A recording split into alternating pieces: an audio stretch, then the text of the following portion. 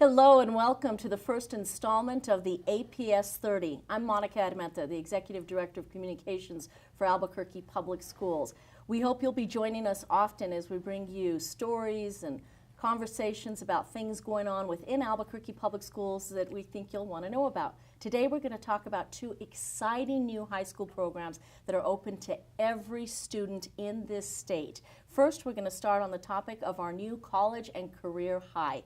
I'd like to introduce our guests today. First, we have Winston Brooks, the Superintendent of Albuquerque Public Schools. Thank you for being with us, Superintendent. It's great to be here. And Liz Abeta, who is the principal of the new college and career high, which is on CNM's campus. This is still so new that I think a lot of people have yet to hear about it.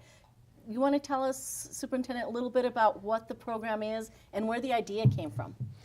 Well, actually, it came from several different avenues. We have a very, very successful program here in APS through the Early College Academy and the Career Enrichment Center. And it really kind of started out as, how can we replicate a very successful program? And so I started having conversations with President Winograd at CNM about maybe using their South Campus down on South Isleta, or at least share some campuses that they already have in existence. It just so happened that they had space on their main campus. I was very, very excited about that. So that was one motivation, is just simply to be able to replicate what was already going on with CEC and ECA. And of course, Liz was an integral part of that program, so she was a perfect fit for principal at our new school. The other thing is just simply enhancing the way kids can have choice, parents can have choice, and how we can accelerate learning and be able to enhance the dual credit program. So it was really just a combination of things. It's a small enrollment, but probably what's more exciting than anything is that our youngsters will be able to graduate with not only a high school diploma, but with an associate's degree from CNM for free. Basically, public education pays for it, and they get an associate's degree. So it's just a really, really exciting program, and of course Liz and her staff have just taken the bull by the horn, and they've really made it a special place. And so she's probably more the expert than I am, but so that's why we got into it, and I think Liz can tell you how successful it's been so far. You know, I'm really excited about this new program. We currently have 74 students enrolled, and of those 74 students, they're taking 174 CNM courses, so this is a real benefit to all of the students. We also realize that there's a real need for this school in the community. We know that there's a large population that are ready to move on with their education and start working towards a college degree or certificate of some nature. So out of the 74 kids, we have, I believe it's about 20 sophomores, 40 juniors, and 8 seniors. And so all of them are currently enrolled in a minimum of 2 CNM courses. I know when we first started talking about the program that we were excited about many things, because we have had dual credit in the district for a long time, and as the superintendent just said, we've had the Career Enrichment Center, which has really been a model for so many programs everywhere, where kids could get a few classes here or there at their individual schools. They could split the morning at their home school and then go to CEC in the afternoon. But this is the first 50-50 program, which makes it a very different thing than what Albuquerque Public Schools has ever had before. And I wonder if parents and students even understand that concept. Is there anything more you'd like to add about how that works out for students who may be concerned about doing extracurricular? They worried about maybe being in an environment where now they're more in a college setting than a high school. What has that been like, Liz? You know, the feedback from parents have been really positive. The parents that we've met with and spoken to are happy that their students are there. They feel that this school is a perfect fit for them because they have that opportunity to be engaged in the college campus and take courses right across the bridge or right across the street from where the high school is located. And so the parents and the students love it. You know, there's a group of students out there who aren't involved in a lot of the extracurricular activities. And so they're enjoying the opportunity to be involved at the college level. The other plus has got to be the economics of it. In a state like New Mexico, where we struggle with poverty, to be able to offer students the opportunity to get college credit, there's no cost for textbooks, no cost for parking. All of that comes with the package. Superintendent, I know that that's something that's very near and dear to your heart. Well, it is, and I had the opportunity this week to hear Liz present to another group and said that over 50% of the students enrolled at the career college high school are receiving free and reduced lunch. So we really are serving a very diverse group of people. I think 70% of the youngsters are minority. You know, I just think that it's an opportunity. I sure wish it was available when my kids all went Me too. to high school and college, because it just makes so much sense. And the kids appear to be so excited. And talking to Dr. Winograd, they're fitting in perfectly. I have to say too that there are two other things about this that I'm really excited about. One is just the relationship with CNN. Dr. Winograd and the CNN board have been just fabulous. We have the facility free, we get maintenance free, we get security free, we get some of their teachers free, and you know, it's just a really, really good partnership, a public-public partnership that this community should really appreciate. And then the other thing I want to say is that the business community and their involvement in this, we do have a business advisory committee. They're going to provide internships for these young people. We have a business person from Target, somebody from PepsiCo, somebody from the architectural world, somebody from the banking world. So we really have some top-notch business people who are really, really excited about this, and they will help drive the curriculum. They'll help say, you know, this is what Albuquerque needs. If it's the hospitality industry, the business community will drive that. But on the other hand, they'll have to step up and provide internship programs for these young people. It's just a no-lose proposition, and you know, I think we hope to grow to about 400 students. As Liz said, we started our first year with 74, which in and of itself is phenomenal. I think we'll double that probably in the first year, and we'll be at 400 within the next 3 or 4 years. So it's a very, very successful program. It's great for our kids and our families, and it's really great for the city of Albuquerque.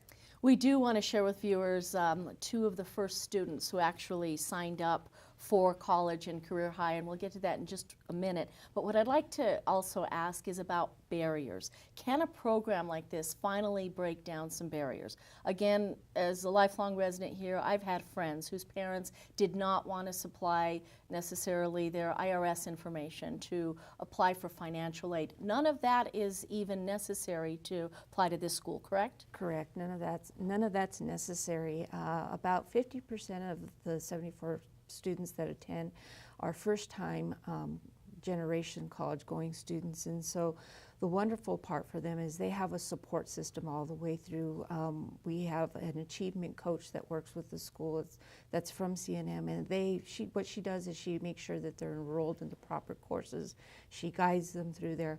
So with the support of both CNM and APS working with these students, we ensure that they're headed in the right direction and that they're guided towards a pathway that they're going to be interested in pursuing as we move along.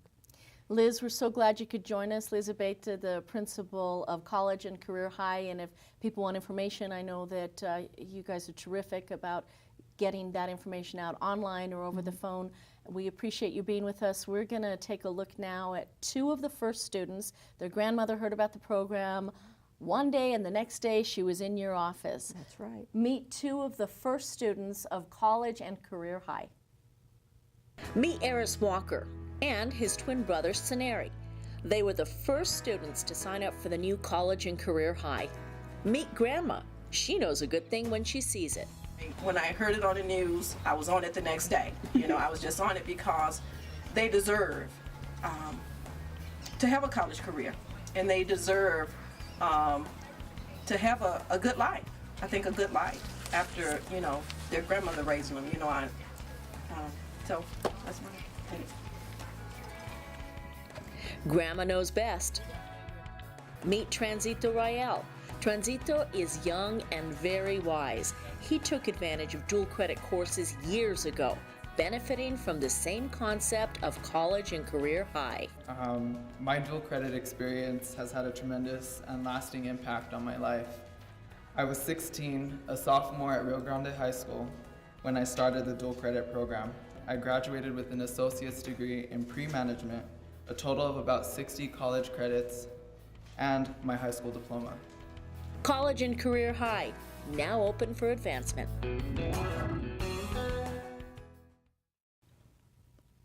You're watching the APS30, and we're talking today about some new programs that Albuquerque Public Schools is offering to all students in the Duke City. Wonderful programs that have the potential to advance a young person right out of high school into college, into some of the best colleges in America or the world for that matter. We'd like to introduce our second guest today. We have with us Katie Harvey, who is doing sort of dual duty right now.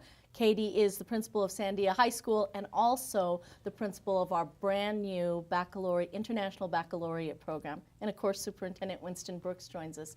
This is a story that you two tell pretty well. I'm trying to figure out who's more passionate about IB. Superintendent Brooks, when you came to Albuquerque, you were really surprised to find out that we did not have an IB program. For people who don't know what it is, can you start by telling us a little bit about it? Sure. Well, the International Baccalaureate program is really an international, very high quality, rigorous program that's recognized across the world. It's actually based out of Switzerland. It is by now in most major metropolitan areas, and subsequently when I came here 5 or 6 years ago, I was very surprised that Albuquerque didn't have one, and particularly since International Baccalaureate has their training center here in the state. So I was very, very surprised and had made it a priority of mine that we would start a program. Any student who graduates with an International Baccalaureate program, I think 95% of the students internationally that have an IB diploma will qualify for practically full ride scholarships to any university in the world. It's well recognized. And it's a great thing that we have it here. And it just so happened that a year or two after I came, we hired Katie to be the principal at Sandia High School. She had been the principal at Chevy Chase High School in Bethesda, Maryland, a very well-known, probably at least in the top 10, if not the #1 IB program in the world. And she came back home to Albuquerque, and we were fortunate to have her. And so we started talking about IB, and she said, I'm ready for it. She did a fabulous job of preparing her staff in the Sandia community for it, and it's just been fantastic. And I'm very, very happy that we now in Albuquerque have an IB program. It's been a lot of work. It has. It was a great deal of work just to get the program going. There are lots of applications you have to fill out, and a team comes from across the country to visit your school and talk to the students and talk to the parents, and they talk to Winston, and then we had to get approval, and we waited probably a month or so. That news was exciting when it finally came. Well, we do have a story to share with viewers, and the story centers around the first day that they all came together for that beautiful reception under the sun at Sandia. Take a look at the first IB students here in Albuquerque. Against the backdrop of a beautiful day, the Sandia High School Orchestra recently played for a crowd of exuberant parents and highly motivated students. Like so many New Mexicans who have come before, the students who received their IB pins this morning are pioneers.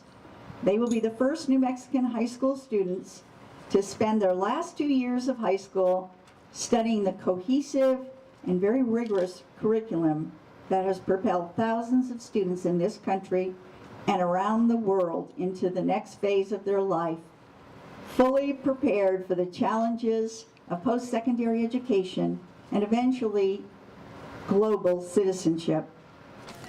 The 21 students from charters, private, and public high schools will forever hold the distinction of being the inaugural International Baccalaureate class. The Uber Scholars have signed on for an intense 2-year program, the first IB program for New Mexico to be offered at a comprehensive high school. Demanding classes, high expectations, a balance between academics and extracurricular activities, community service, a 4,000-word paper, and rigorous end-of-course exams are all part of the commitment. A no-brainer for Morgan Miller, who moved from Taos to opt into IB. At first, we weren't positive if we were going to move to Albuquerque, but when we found out that Sandia had an IB program, it really made our decision final. I already knew a little bit about the IB program because when I lived in Alabama, we had an IB program at the high school I was going to attend. And also when my family was thinking about moving to Scotland and Brazil, I would have also been attending an IB school there. APS Superintendent Winston Brooks, high school principal Katie Harvey, and Associate Superintendent Eddie Soto spent years securing the authorization for the program. Albuquerque Mayor Richard Berry also deserves kudos. Thanks to him, the city pitched in $115,000 to help with startup costs. We've been thinking and working on this for the last 5 or 6 years. It's finally coming to fruition, and it'll make our kids so competitive as they look at Ivy League type schools and schools that they'll be able to write their own ticket for. So I just think it's another choice for our families and our children and our students here, and I think that's what public education is all about. If you're interested in learning more about the International Baccalaureate program or any one of our schools of choice, please visit aps.edu. Albuquerque Public Schools, support the potential. We're still talking about the IB program here at Sandia High School, and having just seen that story of the first signing day where the students came with the parents, one of the things that I was really struck by was the diversity of the crowd. These kids came from all parts of the city, for that matter, all parts of the state. They did. We've had some students from Sandia, part of the program, but we've had students from charter schools and private schools, and a student from Taos. They were relocating, and so they relocated just so that student could come to Sandia and be a part of the IB program, which is very exciting. As you've mentioned, we have about 21 students, is that correct? We do. We have 21 students who are currently enrolled, and that sounds like a small number, but to begin the program, that's really a good number. And I anticipate by next year we'll have at least double, if not more. There's a lot of interest in IB. I've been in the education circles now about 8 years, so I don't know nearly as much as both of you, but one of the things that has surprised me that I didn't consider before was with a lot of these programs where students have the opportunity to excel early and get that huge jump start in life, a lot of times it's the parents who buy into the program before the kids. Is that true, and how do you work in a program like this to mix that up a little bit? How do we grow the program so that more students know about it and they start to tell their parents? Well, I think, first of all, like all programs, and Katie's right, 21 sounds like a small number, but I know that when some very prominent large districts in Colorado started, they started with 8, so 21's really not that bad. And I really think, as Katie does, that we'll have 40, 50 students, if not more, next year. So I think word of mouth. I think once everybody starts observing what's going on and the students go out and tell their friends, man, this is really cool. They did a jump ropes course early on just for a bonding exercise. These 21 kids, when they go through the program, will be a cohort that will be friends for a lifetime. But I also think that, again, it's about choice. With all due respect to the private schools that exist in this community, we're offering a choice for that kind of student also, and for free. I don't know what the academy costs these days, but probably in the neighborhood of $18,000 to $20,000 a year. They can get just as high of a rigorous program, if not more so, through IB, and they get it for free. So APS is really stepping up with its choices, and I think the program will just continue to grow, as you said earlier, not just for Sandia kids, and this program is not just for Sandia kids, but we'll have kids from throughout the district, throughout the region, throughout the county, and throughout the state who will take a real interest in this. Do you think that there is a profile of a student? I think some parents and definitely some students maybe have heard about this but worry that they aren't academically committed enough. What sort of student really is ideal for an IB program? Well, the student definitely needs to be a good student, an A-B student, somebody who's driven a little, motivated, up to the challenges of the work.